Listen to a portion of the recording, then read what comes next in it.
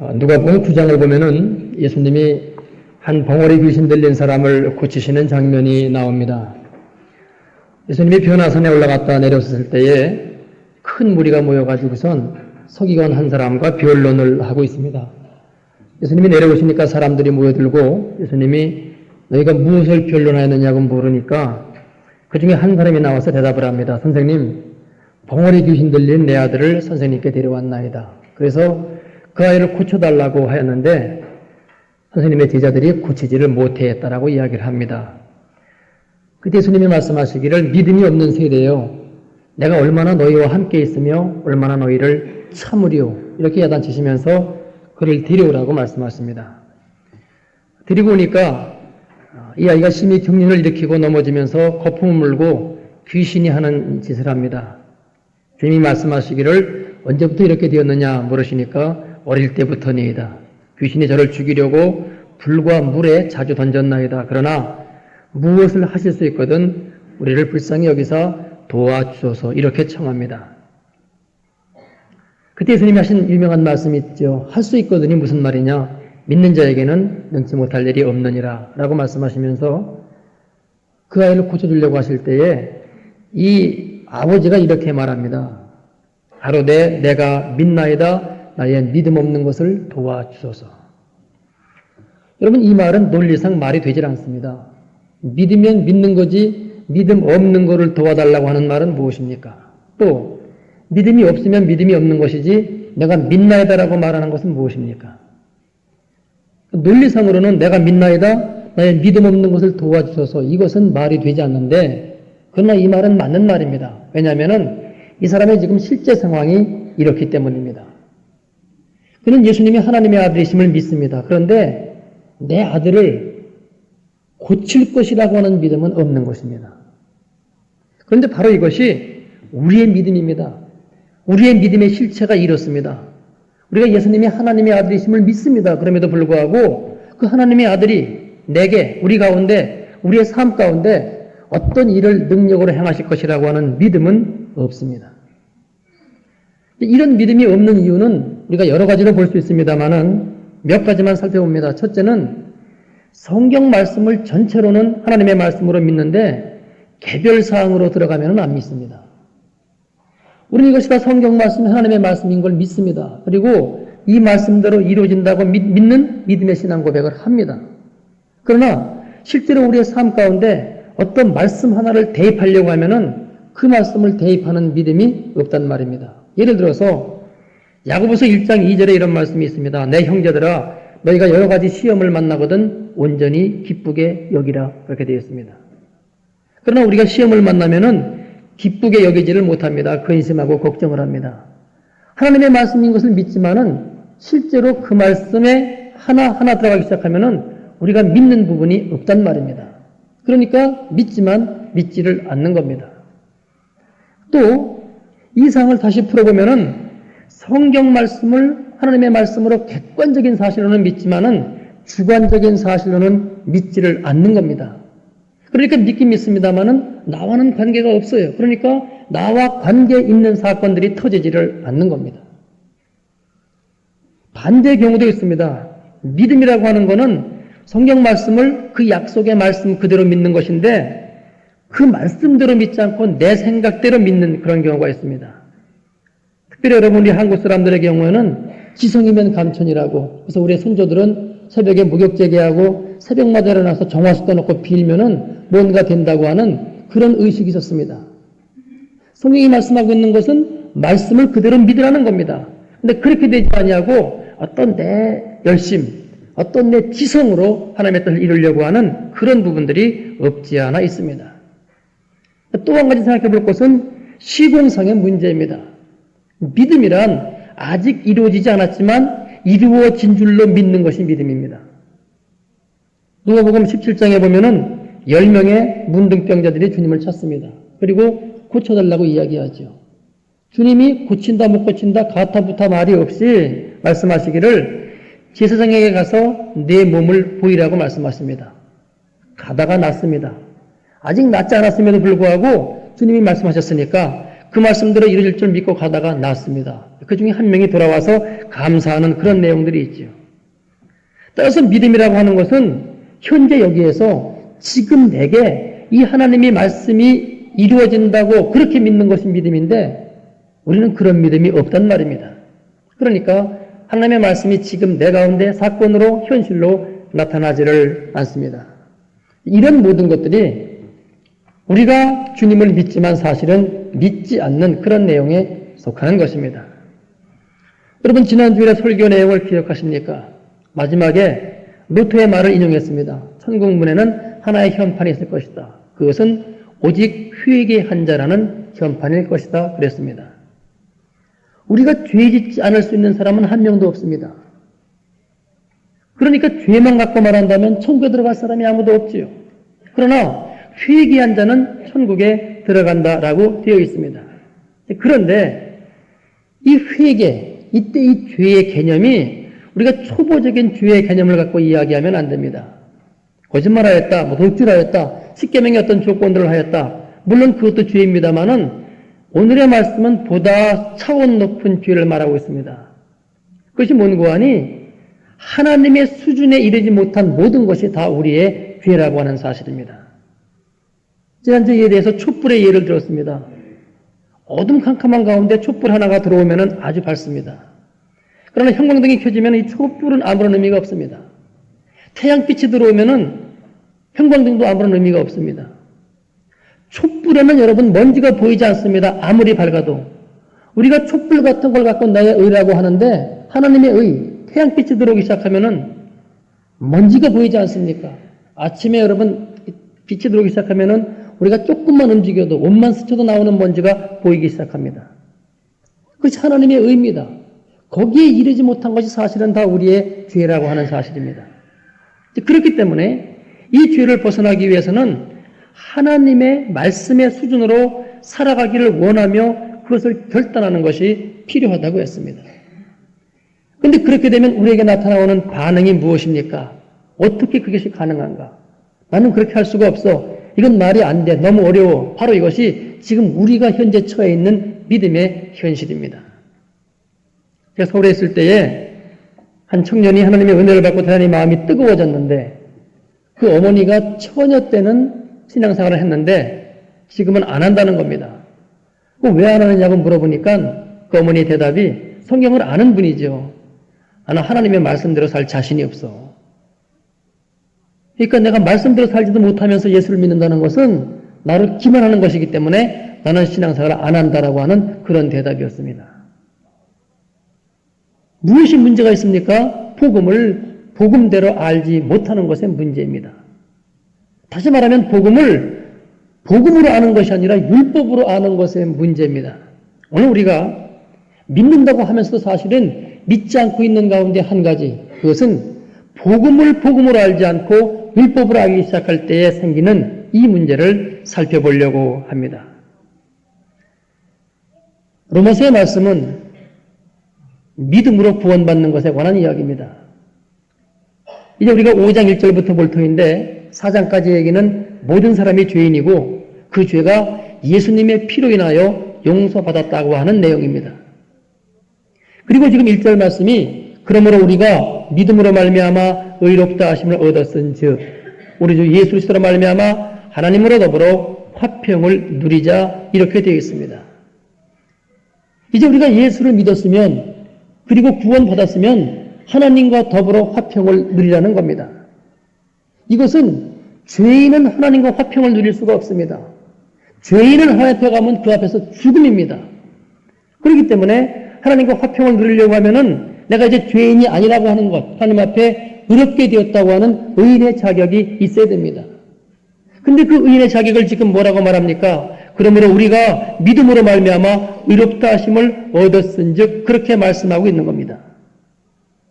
그런데요, 우리가 죄 사함 받은 건 우리가 다 갖고 있습니다. 아멘 믿습니다 그럽니다. 근데 그럼에도 불구하고 하나님과 더불어 화평은 누리지를 못하고 있습니다. 그 이유가 어디에 있습니까? 정죄감으로부터 벗어나지를 못하는 겁니다. 죄 사함 받았으면 고백하면서도 불구하고 여전히 내 마음속에 정죄감이 있습니다. 왜요? 말씀대로 살고 있지 못하는 부분이 너무 많이 있거든요. 그것 때문에 우리의 마음속에 정죄감이 있기 때문에 죄사함 받은 것은 믿음에도 불구하고 하나님과 화평을 누리지 못하고 있습니다. 바로 이것이 믿지만 믿지 못하는 또 한 가지의 부분에 해당되는 겁니다. 우리의 죄는 하나님 앞에 그 죄를 고백하는 방법 외에는 없습니다. 다른 무슨 방법이 없습니다. 그러니까 우리가 주일마다 예배드릴 때 죄의 고백을 하는 겁니다. 그러면 고백하면 용서해 주시겠다고 하나님이 약속하셨습니다. 그런데 두 번째 문제는 죄 용서 받았다고 고백하면서도 용서받은 기쁨이 없습니다. 아직도 내 속에 정죄감이 있습니다. 이것은 우리가 믿음으로 이 정죄감을 없애야 됩니다. 그것이 지금 말씀하고 있는 우리가 믿음으로 말미암아 의롭다 하심을 얻었다라고 하는 것입니다.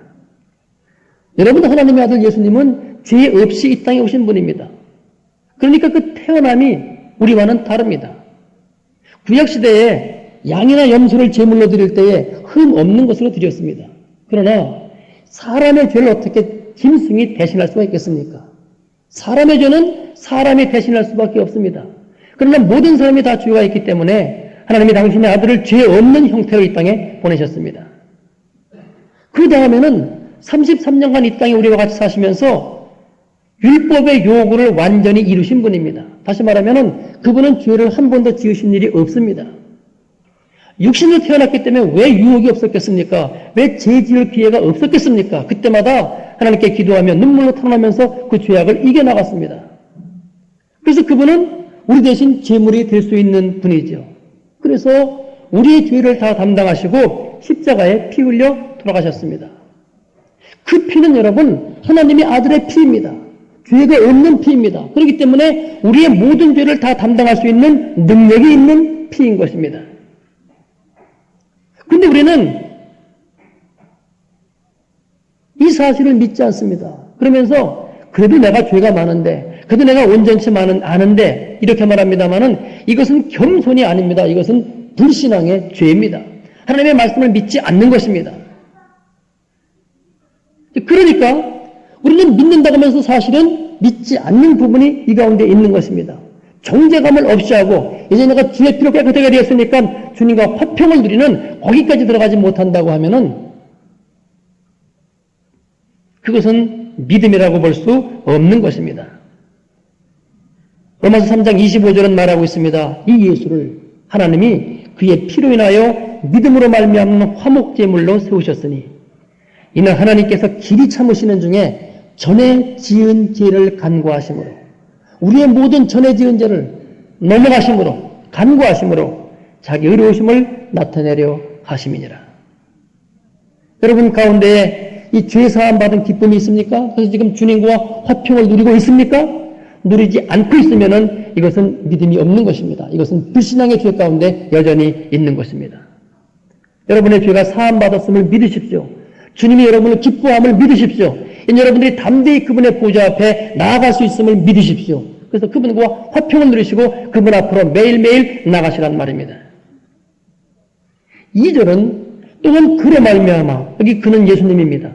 우리가 믿음으로 서 있는 이 은혜에 들어감을 얻었으며 하나님의 영광을 바라고 즐거워하느니라 이렇게 되어 있습니다. 예수 그리스도로 말미암아 우리가 믿음으로 서 있는 이 은혜에 들어감을 얻었으며 지금 우리가 믿음 가운데 서 있다는 이야기입니다. 이게 은혜라는 겁니다. 그러다 보니까 하나님의 영광을 바라고 즐거워한다고 말씀하고 있습니다. 구원받은 이후 우리의 삶에 있어서 믿음의 진보를 갖고자 할 때 중요한 것은 내가 하나님의 말씀에 지금 100% 순종하고 있느냐가 아닙니다. 왜냐하면 아무도 100% 순종할 수 있는 사람은 없기 때문입니다. 그게 아니라 내가 100% 순종하기를 원하는 마음이 있느냐의 문제입니다. 그러면 우리가 뭐라고 대답하죠? 다 그럴 마음이 있다고 대답합니다. 근데 다시 또 두 가지로 갈려집니다. 그럴 마음이 있는데 어떤 사람은 그런데 순종하고자 하지만 잘 안 돼. 이게 불가능해 하면서 그냥 주저앉아 있느냐. 아니면 실제로 순종하려고 하느냐. 하나님의 도우심을 바라보며 내가 가고자 하느냐. 이 차이입니다. 근데 우리 대부분의 사람들이 여기서 이런 잘못을 범하는 거죠. 그렇게 하고 싶지만 실제로 순종이 안 됩니다. 소위 말하는 마음은 원이로 돼 육신이 약해서 안 됩니다 하면서 안 되는 데에 초점을 맞추고는 그냥 주저앉아 있는 겁니다. 그러니까 정죄감 속에 들어가 있는 거죠. 죄책감 속에 들어가 있는 거죠. 무엇이 잘못되어 있습니까? 믿음이 빠져 있는 것입니다. 여러분, 주님이 당신의 피로 우리를 깨끗게 하셨습니다. 그리고 하나님께 지금 화목하셨습니다. 그분과 평화를 누리라고 말씀하십니다. 그러면 이미 우리는 하나님 앞에 의롭게 되었고 거룩하게 되었고 이제는 하나님의 자녀가 되었습니다. 하나님이 그렇게 인정하십니다. 그건 하나님이 그렇다고 인정하시는 것이지 실제로 나는 그렇지 못한데요.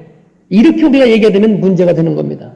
그러면 그거는 곧 행위로 구원받겠다는 이야기입니다. 내가 온전함으로 자신있게 그분 앞에 나가겠다는 얘기입니다. 그렇게 나갈 수 있는 사람이 한 명도 없다고 성경은 말씀하고 있습니다.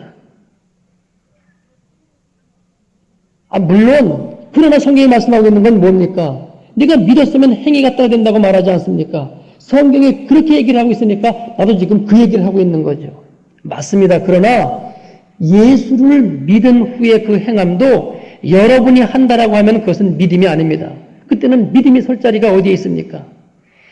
믿은 후에도 다시 믿음으로 주님이 지금 함께 하신다고 하는 믿음으로 그 행위로 나아가는 것이지 나 스스로 행위로 나아가는 것이 아니란 말입니다. 그때 그것이 성령으로 시작하였다가 육체로 마친다고 하는 갈라디아서 3장 3절의 말씀이 그대로 적용되고 마는 겁니다. 또 이제까지의 이야기가 우리 힘으로 안 된다는 거 아닙니까? 그러나 주님이 지금 함께 하시니 그분이 함께 하심을 믿음으로 된다는 것입니다. 여러분, 우리가 믿음으로 구원받았습니다. 그리고 믿음은 하나님의 선물이니까 내가 자랑할 것이 없습니다. 다시 말하면 믿음이 조건이 되어서 우리가 구원받은 것이 아닙니다. 하나님이 우리를 구원하셨는데 이게 우리가 구원받은 믿음이란 말입니다. 그래서 믿음은 하나님의 선물이고요. 따라서 믿음은 나의 구원의 확신의 표징이지 믿음이 구원의 조건은 아닌 것입니다. 그러니까 하나님이 그 믿음의 결과 우리를 의롭다고 여기신다는 겁니다. 근데 우리가 하는 말이 계속 뭡니까? 그런데 저는 실제로 그렇지 못하다는 말이에요. 여러분, 여기 중요한 얘기입니다. 여기서 우리가 결정해야 될 것이 있습니다. 여러분, 하나님의 말씀을 믿겠습니까? 여러분의 현실을 보고 그것을 따라가겠습니까? 이걸 분명히 해야 됩니다. 믿음이라고 하는 게 하나님의 말씀을 믿는 거라면 이미 우리는 의롭고 거룩하고 순결한 존재가 되었습니다. 그래서 하나님의 자녀가 되었습니다. 그러면 그 사실을 믿고 누리는 것이 믿음입니다. 그래서 우리는 자유할 수가 있는 겁니다. 예수님이 이미 모든 것을 이루셨기 때문입니다. 왜 지금 우리가 하나님이 나와 함께하는 사실을 보지 못하지요? 이 사실을 믿지 않기 때문입니다. 믿지 않으니까 그 사실을 보지를 못하는 겁니다. 그래서 우리는 믿음의 사람이 아니라고 하는 것입니다. 다시 한번 봅니다, 여러분. 구원받은 이후 우리의 믿음의 진보에 대해서 한번 생각해 보세요. 우리가 순종함으로 믿음의 사람이 될 수 있는 것입니까? 이미 내게 이루어주신 일들을 그리고 지금도 함께 하신 하나님의 사랑을 믿음으로 순종의 사람이 될 수 있는 겁니까? 후자입니다. 물론 순종함으로 믿음의 사람이 된다는 말도 맞습니다. 그러나 그 순종이 내가 하는 순종이 아닙니다. 하나님의 도와주심으로 하는 순종입니다. 그렇기 때문에 그것은 믿음으로부터 시작되는 것입니다. 또 한 가지요. 여러분이 순종함으로 그리스도의 자유함에 이르게 됩니까? 예수 안에서 자유하기 때문에 순종할 수가 있습니까? 역시 후자입니다. 물론 이 말도 우리가 말씀에 순종할 때 자유하게 되지만 문제는 우리가 그 말씀대로 순종할 수 있는 힘이 없다는 겁니다. 순종도 예수 안에서 이미 우리에게 허락된 것을 누리며 기뻐하며 하나님과의 관계, 평화로운 관계 속에서 나가기 시작할 때 순종할 수가 있는 것입니다. 그러니까 이제까지 우리의 문제는 이 모든 걸 반대로 여긴 겁니다. 내가 순종함으로 믿음의 사람이 되려고 했고 내가 순종함으로 자유하려고 했습니다. 그럴듯하지만 이게 바로 율법입니다. 율법. 따라서 이렇게는 절대로 믿음이 진보하지 않고 자유를 얻지 못합니다. 더 큰 속박만이 우리 가운데 있을 뿐입니다. 그런데 그러면서도 이것이 이루어진 것처럼 하고 있으려니까 이중인격자가 되고 바리새인이 되는 겁니다.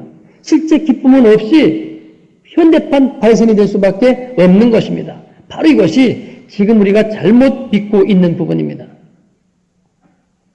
그래서 지금 2절은 말씀하고 있는 거죠. 또한 그로 말미암아 우리가 믿음으로 서 있는 이 은혜에 들어감을 얻었으며 하나님의 영광을 바라고 즐거워하느니라 그렇게 되어 있습니다. 여기 앞에 있는 요한복음 11장 40절 말씀이 네가 믿으면 하나님의 영광을 보리라. 예수님이 언제 하신 말씀입니까? 나사로를 살리시다 하셨던 말씀입니다. 마리아와 마르다에게 묻습니다. 네가 믿느냐? 그때 그들이 이단 천국에서 다시 살아날 것을 그때 부활을 믿는다고 고백합니다. 그게 아니라는 거죠. 그때 하신 말씀이 이겁니다. 지금 여기에서 이 사건이 일어날 줄을 믿으면 지금 그 사건이 일어난다고 하면서 나사로를 살렸습니다. 이제 3절 말씀 보시죠. 여기 3절 말씀이 아주 묘합니다. 다만 이뿐 아니라 우리가 환난 중에도 즐거워하나니 그렇게 되어 있습니다. 이 환난은 두 가지로 생각해 볼 수 있습니다. 하나는 우리가 하나님 편에 완벽하게 서 있을 때 닥치는 환난입니다. 여러분 이때는 환난이 문제가 되지 않습니다. 내가 하나님 편에 서 있기 때문에 담대하게 싸우며 이겨나갈 수 있습니다. 근데 지금 우리의 현실 가운데 닥치는 환난입니다. 이 환난의 이유를 가만히 보니까 나도 뭔가 거기 잘못된 부분이 있어요. 나도 거기에 뭔가 문제가 있는 부분이 있단 말이죠. 그때는 우리가 당황하게 됩니다. 하나님이 나를 벌 주시는 건가? 그런 생각을 하게 되는 겁니다.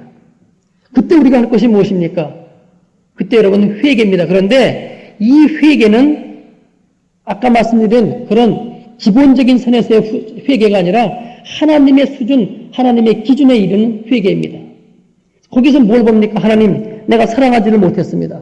하나님, 내가 섬기지를 못했습니다. 하나님, 내가 하나님의 마음을 품지 못했습니다. 이런 류의 회개가 나오기를 시작합니다. 그러면서 그가 무엇을 이루는 거하니 하나님의 형상을 닮아가기 시작합니다. 결국 이런 가운데 오는 것도 우리를 하나님이 사랑하사 당신의 형상으로 빚으시기 위해서 우리에게 주시는 환난입니다. 그러니까 그런 부분을 하나님의 수준에, 하나님의 기준에 근거해서 회개하고 하나님 함께 하심을 믿으면 됩니다. 그때 우리가 다시 하나님과 함께 동행하기를 시작하는 것입니다. 지난 주간에 제가 서울에 있을 때 교인이었던 분을 만날 수가 있었습니다. 그분은 제가 서울에 있을 때 별로 신앙생활을 잘했던 분이 아니에요. 남자분인데 한 달에 한 번도 나올까 말까 한 분이었기 때문에 제가 누군지 잘 몰랐는데 만나고 보니까 얼굴이 기억이 났습니다. 그런데 그분이 지금 안수집사가 되었습니다. 그분의 신앙 고백이 이런 얘기입니다. 그때 자기가 아팠답니다. 집에 누워있는데 구역장이 와가지고 여집사님이 와가지고 기도를 하는데 하나님 이 아픈 것이 교회를 잘 안 나갔기 때문에 생긴 것인 줄 믿습니다. 그래도 열이 좀 올랐는데 그다음 하는 얘기가 하나님 이분이 교회를 잘 안 나간 것은 이분의 죄가 아니라 내 죄입니다. 그러더래요. 두 번째 기도가요.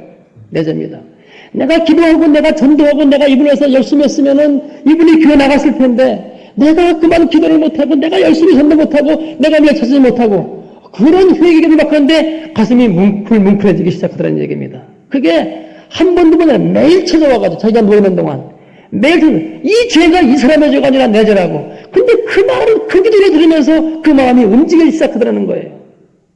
그때부터 자기가 그냥 교회 나가야 되겠다. 이게 내 죄인데 이 사람이 자꾸 자기 죄라고 하나 그러면서 그때부터 교회 나가기 시작하는 것이 믿음이 들어갔고 지금 안수집사가 되었다라고 하는 그런 얘기였습니다. 여러분 우리 가운데 오는 환난 귀한 겁니다. 기쁜 겁니다. 하나님이 우리를 당신의 형상으로 빚으시기 위해서 주시는 겁니다. 그러니까 여기 지금 우리가 환난 중에도 즐거워하나니 이는 환난은 인내를, 인내는 연단을, 연단은 소망을 이룬다라고 말씀하고 있습니다. 환난이 한 번 갖고는 여러분 우리가 변화되지 않습니다. 인내는 뭡니까? 오랜 기간이 필요합니다. 그 기간 중에 우리가 변화되기 시작합니다. 그리고 그 인내 가운데 연단하시기 시작합니다. 여러분 연단은 저는 이렇게 생각합니다. 머릿속에 들어온 믿음이 가슴으로 내려오는 사건입니다. 머릿속에 들어온 건 그때는 아멘합니다만 지나가면 잊어버립니다. 그러나 가슴속에 새기면 성경은 말씀하시기를 이제는 돌비에 새기는 것이 아니라 신비에 새기겠다고 마음의 비에 새기겠다고 얘기합니다. 우리의 마음속에 그 말씀이 새겨지기 시작하면은 언제 어디서라도 그런 상황 속에서 우리가 그 말씀을 갖고 나아갈 수가 있습니다. 그것이 환난이 인내를 그리고 인내가 연단을 갖고 오는 것입니다. 여러분 그 연단은 뭡니까? 소망을 이루는 줄 알미라고 말씀하고 있습니다. 그 소망은 내가 하나님의 사람으로, 그리스도의 사람으로 바뀌어지는 거고요. 하나님의 나라가 이 땅에 실제로 임하는 사건, 그것이 바로 우리가 바라는 소망인 것입니다. 그래서 5절은 이렇게 말씀하십니다. 소망이 부끄럽게 아니함은 우리에게 주신 성령으로 말미암아 하나님의 사랑이 우리 마음에 부은 바 됨이니. 여러분, 우리가 예수를 믿었으면 하나님의 사랑이 이미 우리 마음 가운데 있습니다. 우리는 뭐라 기도합니까? 하나님의 사랑을 주세요. 이 사랑을 주시면 내가 사랑하겠습니다. 이렇게 기도합니다만 잘못된 기도입니다. 이미 하나님의 사랑이 우리 가운데 있습니다.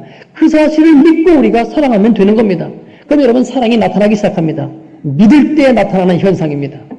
우리가 이걸 믿지 않습니다. 하나님이 나를 사랑하신다고 믿음을 고백하면서도 그 사랑으로 내가 사랑을 안 한다 그러니까 믿지만 믿지를 않는 겁니다. 그러나 우리가 이 사실을 믿고 나가기 시작하면은 이 사랑이 나타납니다. 하나님과의 화평의 관계를 우리가 믿고 화평의 관계를 누리면 하나님이 함께 하시는 은혜가 나타나기 시작합니다. 이것이 지금 우리가 나가야 될 믿음인데 이런 믿음이 없기 때문에 우리에게 문제가 되는 것입니다. 마지막 6절에 이렇게 말씀하십니다. 우리가 아직 연약할 때에, 우리가 죄인 되었을 때에, 우리가 그분을 몰랐을 때에 기약대로 그리스도께서 경건치 않은 자를 위하여 죽으셨도다. 그래서 그분이 지금은 우리로 하여금 믿게끔 하시고 이 믿는 자에게 당신의 모든 것을 허락하고 계신 것입니다. 여러분, 오늘의 말씀을 결론 짓습니다. 하나님과의 화평을 누리십시오. 누리지 아니하면 믿지 않는 것입니다. 그 다음에 환난이 오는 걸 여러분 감사함으로 받으십시오. 거기에서 하나님의 수준, 하나님의 기준에 의거해서 회개하시고 다시 죄사함의 기쁨을 가지시고 그분과 동행하며 나아가십시오. 그때에 우리에게 하나님의 형상을 닮아가는 사건이 나타나기를 시작합니다. 그리고 이미 하나님의 사랑이 여러분 가운데 있습니다. 그 사랑을 갖고 다른 사람을 믿음으로 사랑하십시오. 거기에 하나님의 사랑이 나타나게 될 것입니다. 그런 은혜가 우리 가운데 충만하기를 바랍니다. 기도하겠습니다. 그렇습니다. 아버지, 복음은 이미 우리에게 모든 것을 허락하셨다고 말씀하고 있음에도 불구하고 우리가 율법적으로 믿기 때문에 믿지만 믿지 않는 우리 자신들을 보게 됩니다. 아버지, 이미 우리의 죄를 다 사하셨고 정죄감을 갖는 것은 불신앙의 죄이고 주님과 화평을 누리는 것은 오직 주님께서 원하시는 믿음이오니 우리가 그와 같은 삶을 살 수 있도록 인도하여 주옵소서. 우리 얼굴이 펴지게 하시고 항상 기뻐하게 하시고 주님을 찬양할 수 있는 그런 우리가 될 수 있도록 함께하여 주옵소서. 예수님의 이름으로 감사하며 기도드리옵나이다. 아멘.